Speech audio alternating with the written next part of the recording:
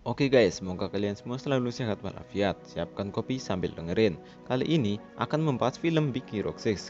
Film ini adalah film animasi yang mengadaptasi karakter Marvel komik yang pada saat itu telah diakui Disney. Big Hero 6 malah berhasil menjadi film animasi dengan penghasilan kotor tinggi pada tahun perilisannya, yaitu tahun 2014. Bahkan mendapat penghargaan di Academy Award. Film ini dibuka dengan pemandangan megah yang bernama San Francisco, gabungan dari nama San Francisco dan Tokyo. Di sudut kota tersebut terdapat sebuah gang yang kelihatannya sedang berlangsung pertandingan robot yang dimenangkan oleh Yama dengan robotnya yang bernama Little Yama. Dan dia berhak memenangkan taruhan. Setelah Yama melontarkan tantangan berikutnya, tiba-tiba di balik kerumunan ada seorang anak remaja mengajukan diri dengan robot yang ia buat sendiri dengan melawan si juara bertahan dengan robot yang bernama Megabot. Dengan beberapa pukulan pun Megabot potong menjadi beberapa bagian. Itulah memenangkan pertarungan. Dengan alasan ini pertarungan pertama Hero, ia mencoba melawan lagi. Di pertarungan ini Hero memperlihatkan Megabot yang sesungguhnya. Yama dibuat babak belur, tak tersisa. Hero berhak memenangkan pertaruhan dengan uang yang lebih besar. Yama marah dan memerintahkan anak buahnya untuk menghajarnya. Tiba-tiba Tadashi datang untuk menyelamatkan Hero. Si Tadashi ini merupakan kakaknya Hero guys. Mereka berupaya kabur, sedangkan Megabot menghajar Yama untuk kabur. Si Hero ini merupakan anak yang jenius. Ia bahkan menyelesaikan SMA-nya di usia 13 tahun. Saat melarikan diri, malah sudah dicegat polisi, menghadang hingga mereka dijebloskan ke penjara. Beberapa saat kemudian, mereka dibebaskan oleh Baby Cash, orang yang merawat Hero sejak kecil. Setelah sampai di rumah, langsung menuju komputer nih untuk mengikuti turnamen robot ilegal lainnya.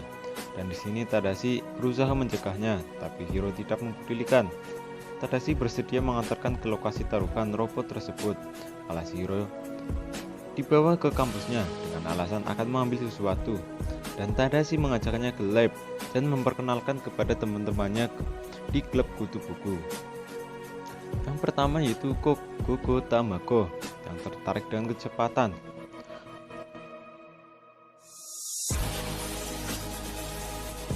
Wasabi dengan penelitiannya dengan laser plasma yang bisa memotong apapun.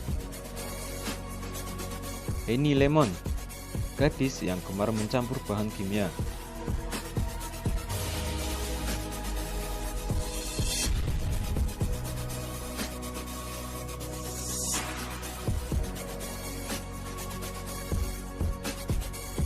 Dan yang terakhir adalah Fred dengan masuk ke kampus dengan pakaian monsternya.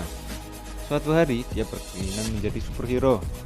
Setelah berkenalan dengan Hero, Hero diajak masuk ke ruangan Tadashi dengan memperlihatkan temuan robotnya yang bekerja sebagai robot perawat dan beraksi ketika mendengar kesakitan. Robot ini terbuat dari bahan flanel yang nyaman dan bisa dipeluk. Dia akan berhenti memeriksa sampai orang yang dirawat merasa puas. Tiba-tiba Profesor Jalagan masuk yang merupakan penemu sistem magnetik. Karena ketertarikannya pada robot, kemudian ia menawari Hiro Hamada untuk masuk kuliah kutu buku tanpa melihat usianya yang masih muda untuk menjadi mahasiswa.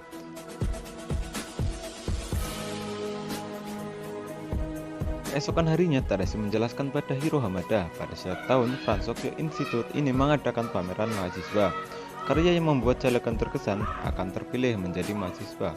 Karena idenya stuck, Tadashi mengangkat Hiro secara terbalik nih, agar ia mendapatkan ide yang lebih fresh. Di momen ini, Hiro melihat Megabot dan tiba-tiba ide pun terlintas. Hiro bergegas masuk ke garasi untuk bekerja dan akhirnya berhasil membuat benda kecil berwarna hitam. Singkat cerita, hari yang ditunggu-tunggu pun tiba.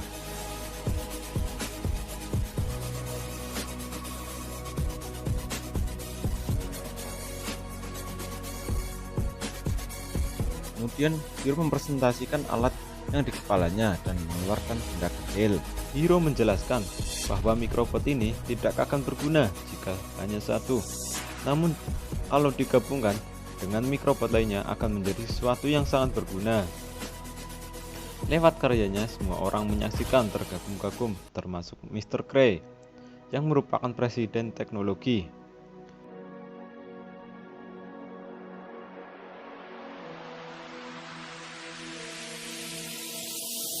Setelah presentasi, Mr. Cray mendekati Hiro nih untuk menginginkan mikrobot di pabriknya. Belum sempat menawarkan, Profesor Jalagan datang. Hiro ditawari uang jumlah yang sangat besar, dan Hiro mengatakan mikrobot ini tidak untuk dijual.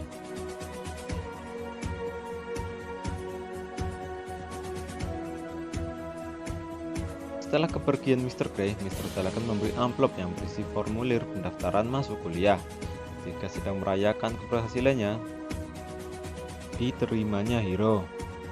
Tiba-tiba alarm gedung berbunyi. Kemudian mereka bergegas mendekati gedung yang ternyata gedung pameran tersebut terbakar. Mengetahui Profesor Jalagan masih di dalam gudang yang apinya semakin membesar, Tadashi nekat ingin berusaha menyelamatkan Profesor Jalagan. Gedung tersebut meledak sesaat sesudah Tadashi masuk, dan Tadashi tewas dalam peristiwa tersebut.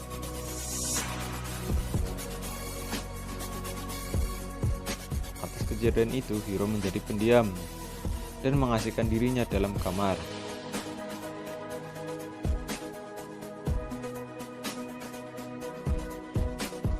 Di sini Hiro tidak sengaja menjatuhkan Megabot yang mengenai kakinya.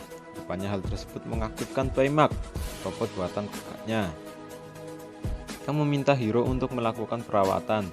Namun Hiro menolak nih dan meminta Baymax untuk menyusut lagi. Tapi upaya tersebut tidak berhasil, justru membuat Hiro terjatuh ke bawah tempat tidur. Di tempat tidur tersebut, Hiro menemukan mikrobot yang aktif. Awalnya dia merasa aneh nih, karena mikrobotnya tertarik dengan mikrobot lainnya. Sementara mikrobot tersebut adalah satu-satunya yang tersisa. Karena penasaran, kemudian Baymax mencari tahu sendiri kemana mikrobot tersebut akan pergi.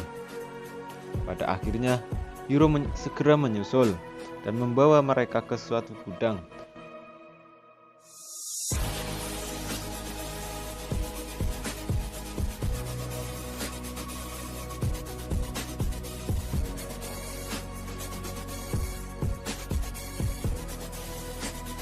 Di sana Hiro menemukan seseorang menggandakan mikrobot ciptaannya dalam jumlah yang sangat banyak. Ketika sedang menyelidiki, tiba-tiba seseorang mengendalikan mikrobotnya untuk menyerang Hiro dan Baymax.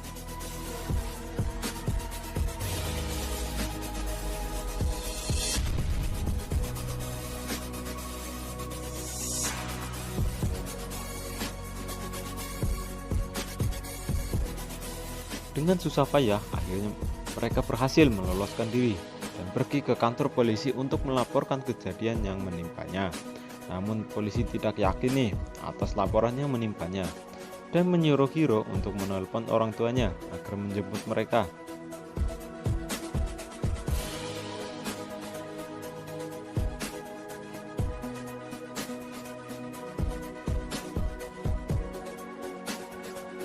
Di kamarnya, ketika Hiro memasukkan Baymax untuk dicas, ia memanggil Tadashi, yang membuat Hiro terbangun.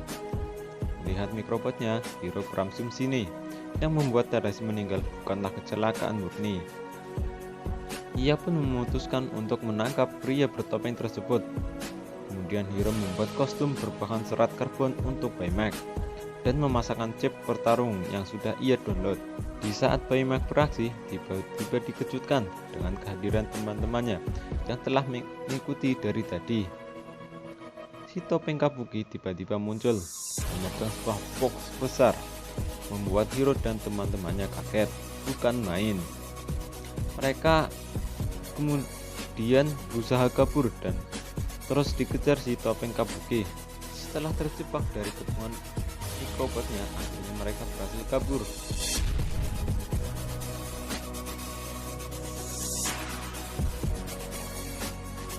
Namun tercebur ke dalam laut.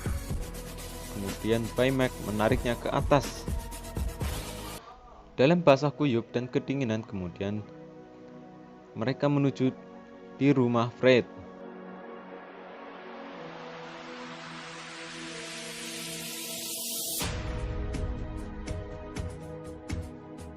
Kemudian Hiro memperlihatkan gambar burung walet yang ia lihat sebelumnya.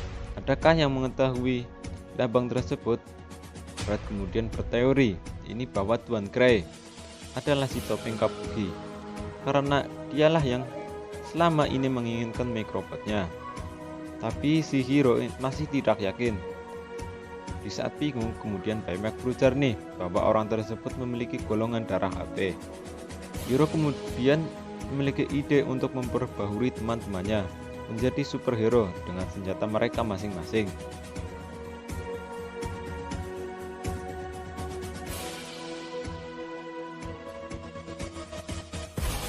Di sini, Henny Lemon bersenjata bola yang berisi bahan kimia, Koko Tamako dengan roda cakramnya,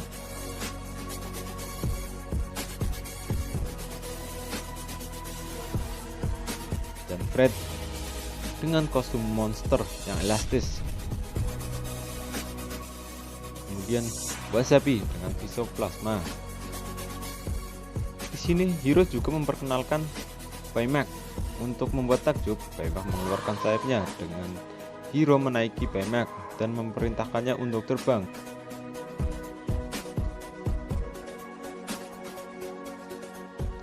Baymax mengaktifkan sensornya untuk memindai di seluruh kota dan sekitarnya. Baymax kemudian menemukan kecocokan dan menunjukkan sebuah pulau di seberang.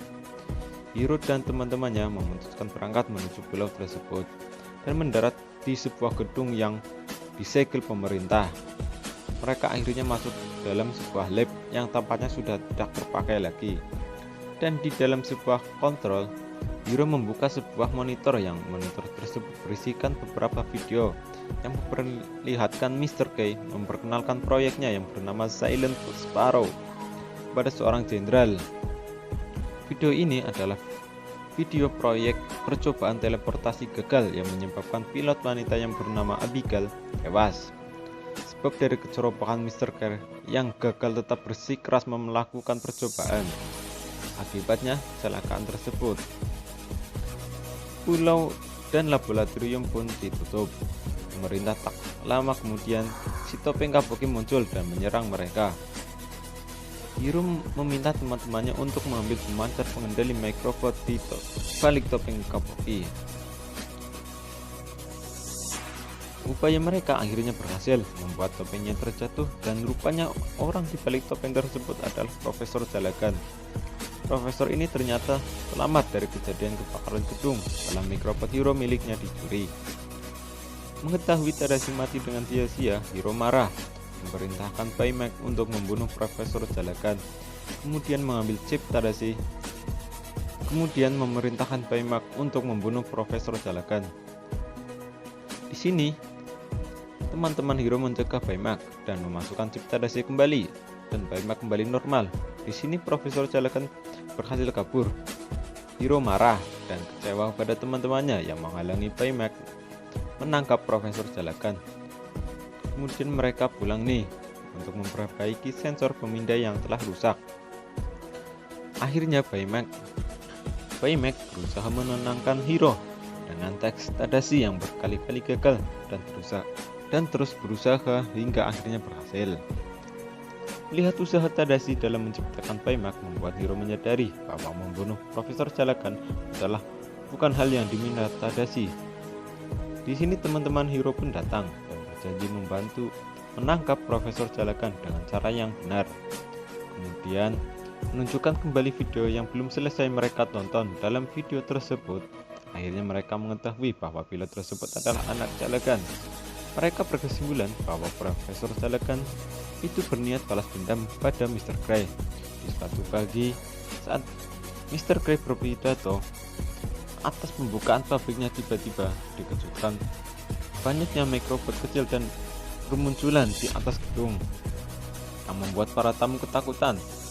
Profesor Jalagan yang mengontrol robot kemudian menangkap Mr. Gray dan mesin teleportasi ke atas gedung. Untuk mengaktifkan, perlahan-lahan benda di sekitarnya mulai tersedot ke dalam portal. Hal ini dilakukan sebagai bentuk balas dendam. Hiro dan teman-temannya akhirnya datang nih dan berusaha mencegah Profesor Jalagan. Karena dendam yang membara, Profesor tidak memperdulikan Hiro.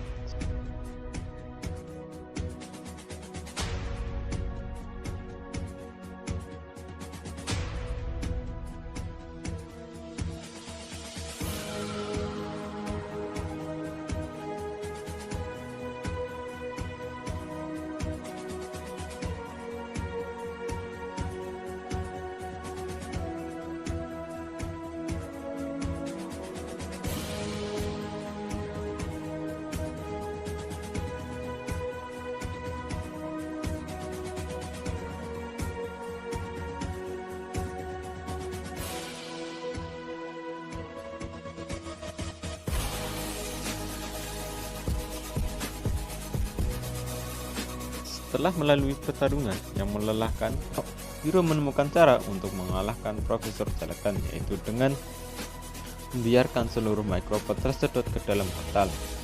Paima kemudian mengambil topeng Kabuki dan menghancurkannya, sehingga micropod tidak bisa dikendalikan lagi. Mesin portal pun jatuh dan tetap aktif di sini.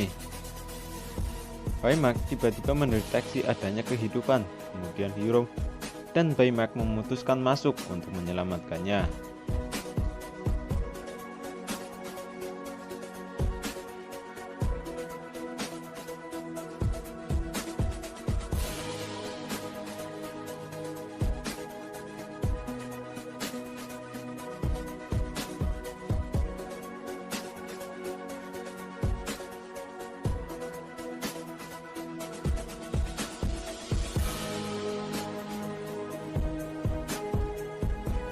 Beberapa saat kemudian, portal pun meledak dan Hiro berhasil keluar dan selamat mendarat dengan Abigail. Namun Baymax tidak ada. Kemudian ambulans pun datang untuk memberikan perawatan kepada Abigail yang sudah kembali sadar dan membawa ke rumah sakit. Sementara Profesor Jalagan ditahan polisi untuk mempertanggungjawabkan perbuatannya. Film pun berakhir.